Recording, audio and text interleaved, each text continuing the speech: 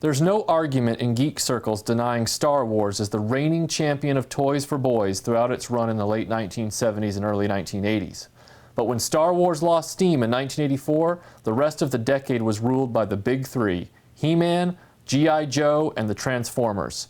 Yeah, there were other popular toys here and there, but these three carried the day and remain at the top of our memories. Like the rest of my generation, I watched He-Man, amassed an army of G.I. Joes, and got really excited by the Transformers. But I think I'm one of about, 7 kids who quickly ended up hating those damn transforming robots. Where does my anger come from? Look, I know a toy company wants to make sales, but if you want me to buy your crap, you've got to make an effort to at least trick me a little bit. Hasbro did the absolute bare minimum. They didn't design the toys, they barely designed the brand, then they animated a plotless television show, and later literally blew all the characters up to make room to pimp their new shit. They took a crap on us and didn't even try to hide it. I know I'm in the minority on this opinion, and that the toys themselves are total junk. Every time I've talked about this with other members of my generation, I have suffered for it. So, in the interest of being fair to all you Transformers fans out there, I've invited my good friend and Transformers fan Joe Demmons to the show for an interview to show us the other side of Transformers, the side that isn't bitter. So, let's roll this out.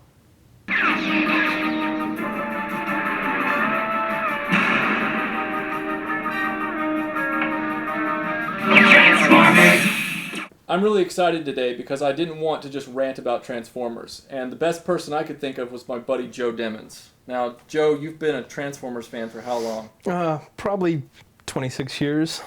And we've known each other for 5 or 6? That sounds about right. Now, in the time that I've known you, I've seen you purchase probably 20 or 30 Transformers, but how many have you really collected over the years? Through the various lines, I'd say it's in the hundreds. Now, what is it about Transformers that spoke to you when you were a kid? Like, what drew you to it? I'd have to say it was the concept of being able to interact with an alien race that was hidden in plain sight around us every day. You know, as a child, I'd go around and I'd imagine things as Transformers, you know, just in daily life. We all watched the cartoon, so you know the story. 2 warring factions of transforming robots crash land on Earth in prehistoric times. They wake up a million years later and hide in plain sight as cars, trucks, airplanes, firearms, ghetto blasters. I watched the cartoon and bought a few Dinobots like everyone else. Hasbro goes to Japan and finds, you know, a bunch of different lines of toys that they think would be really great, even though a lot of them don't have anything to do with each other. It also explains why all of the toys are grossly out of scale with one another. Why is Optimus Prime, a tractor trailer, smaller than Megatron, who turns into what should be a tiny handgun? So they decide to bring, I think it's 4 different lines over and kind of mesh them all together as one entity.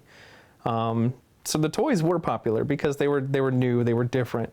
And then they created this cartoon to kind of, you know, bring it all together. From minute one, Transformers wasn't born of anything pure. G.I. Joe was a patriotic toy from the 1960s. Star Wars was based off a beloved film, and He-Man was a high-concept toy line from Mattel that Filmation turned into a labor-of-love cartoon to teach children values. What was Transformers? It was 3 unrelated toy lines from Japan, purchased and imported into this country by Hasbro under a banner brand with a shoddily thrown-together cartoon. The production value in the first season of the cartoon was very, well, there wasn't much there. You know, as the later seasons came out, the production value was added because the popularity did grow, and it, you know, they knew it was going to be a lasting franchise. If Hasbro's excuse about the slipshod nature of the first season of Transformers is simply, well, it was the first season, then they're on thin ice. I can't tell you the number of shows in the 1980s that had only 1 season, and yet the intros were some of the best animation the industry has ever produced. Take Jason the Wheeled Warriors, Pole Position, Silverhawks, Mask, hell, even take Thundercats. That animation would blow you away. The production value was through the roof. In an era when cartoon intros were some of the most rocking, overproduced mini masterpieces of all time, often outshining the actual show itself, Transformers had a shockingly tone-deaf intro tune with sloppy animation to boot. Disjointed, sampled guitar riffs and brass fanfares with random canned sound effects crammed on top of corner-cut animation where the robots look like they're running on roller skates and just flailing around, shooting randomly. The intro was very, compartmentalized, and it was kind of chunky, and it was thrown together, and I've heard it referred to as controlled chaos. And good luck finding a plot to this damn show. The bad guys want Energon, which looks like glowing purple goop in a cube-shaped aquarium. Apparently they need it to power their robotic homeworld. The good guys keep trying to stop them from getting it. That's pretty much it. Even worse, the toys were comparatively expensive and very fragile.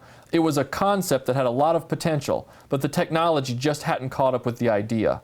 I was very careful with my toys as a child, but the Transformers just seemed to break out of spite while the rest of my toys survived immaculately.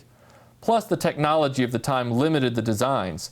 They looked completely convincing as vehicles, but as robots they were clunky, abstract definitions of compromise. I think being a Transformers fan as a child required a good bit more imagination than maybe some other toy lines, because it was very obvious that the toys themselves did not always look like the characters that were portrayed on screen, or like rarely looked exactly like the characters that were portrayed on screen. So to interact with them in a play environment and to reenact some of the scripts that was shown in the cartoon was difficult due to the lack of articulation. But they were a very innovative toy at the time, because it's like you were getting two toys in one.